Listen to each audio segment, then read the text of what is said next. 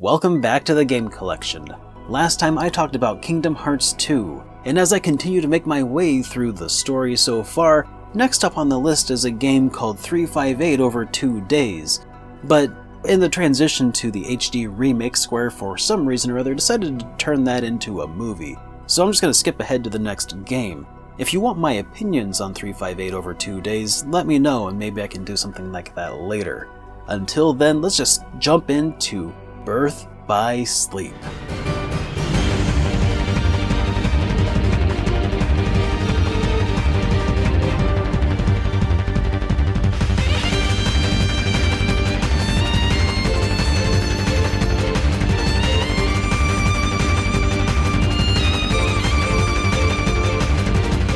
Kingdom Hearts Birth by Sleep was originally released for the PlayStation Portable. It's a prequel to Kingdom Hearts 1 and follows 3 different protagonists and some of the most important events leading up to Kingdom Hearts 1.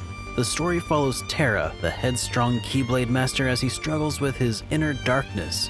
Ventus, the rambunctious youthful Keyblade wielder, as he uncovers a mysterious past, and Aqua, the thoughtful and skilled Keyblade master, as she tries to keep an eye on her friends and follow her master's instruction.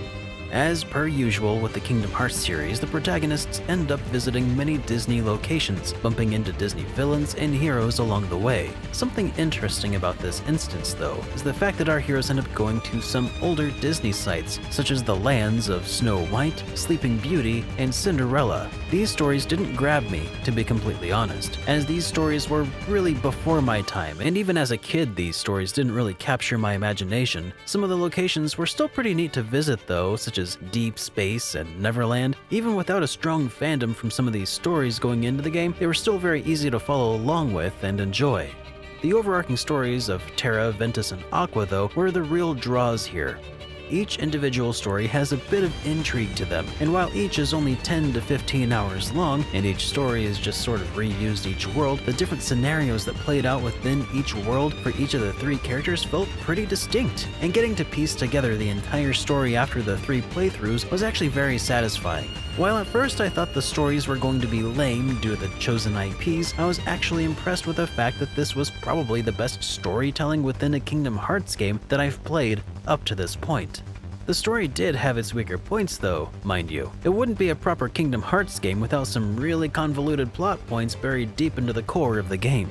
One of the biggest things this game accomplishes is explaining who Xehanort is, and why he's bad, and how he came to be. He's the main antagonist throughout the game, and those familiar with Kingdom Hearts 2's story will know that this is such a crucial bit of information, since he's pretty integral to the stories of Kingdom Hearts 1 and 2.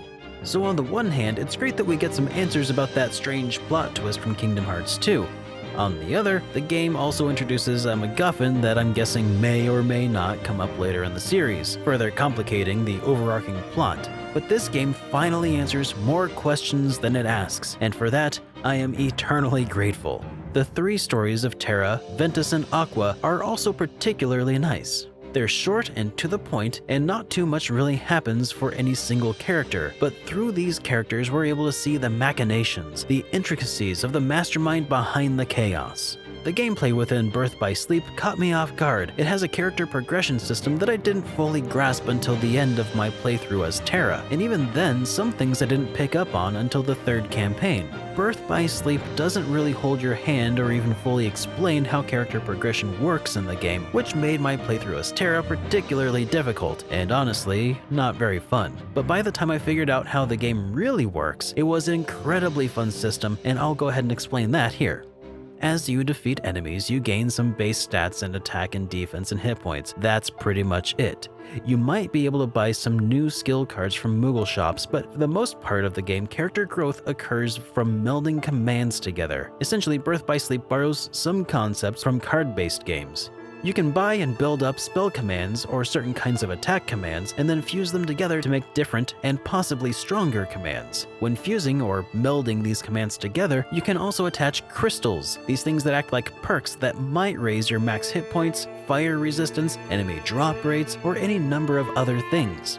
Some of these are multipliers that have a cumulative effect, and then once you level that command all the way, those perks or abilities become permanently a part of your character. So, during my playthrough as Terra until the end, I struggled with low hit points, low damage output, weak defense, and lack of attack varieties. Eventually though, I was able to transform these characters into beings with godlike abilities. For instance, I combined a fire skill with a glide skill which enveloped Ventus in a shroud of fire as he would glide around the stage, setting enemies alight. I could also attach a crystal to the command during the melding that might have increased my fire damage output, or maybe decreased the cooldown times of my spells. And that leads into another mechanic I wasn't sure about at first. Rather than having magic points, you have command slots, and each command has a cooldown depending on your abilities and the strength of the command you have equipped. At first I didn't care for it, but eventually I recognized that this actually worked perfectly for this game. The cooldown times could be mitigated, and because they regenerate automatically, you could eventually spam high-level attacks without consequence, helping you feel all-powerful. Until you don't, that is. This game also has this cycle of letting you feel really powerful and then pitting you up against someone or something way more difficult than before. Then you have to grind for a while, get OP, rinse, and repeat. The difficulty walls requiring hours of grinding were kind of annoying at times, but they were also opportunities to tune your characters for higher efficiency, and being able to plan out your characters and strategies and seeing those come together with ludicrous efficiency is something that I will never tire of.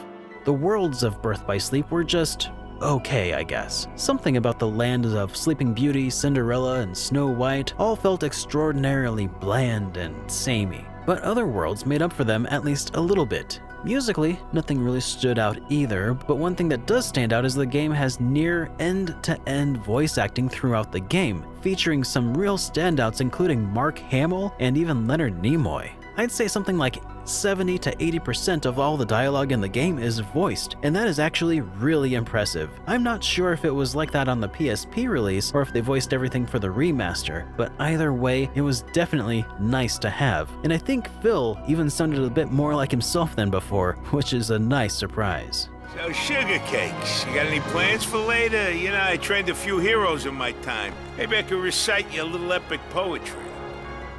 All in all, I had a really good time with this game. It felt a tad short, but I still sank 45 hours into it, so that's just a testament to the fact that time flies when you're having fun. And being able to use 2 analog sticks in this game should be a reason enough to pick up the game for the remaster.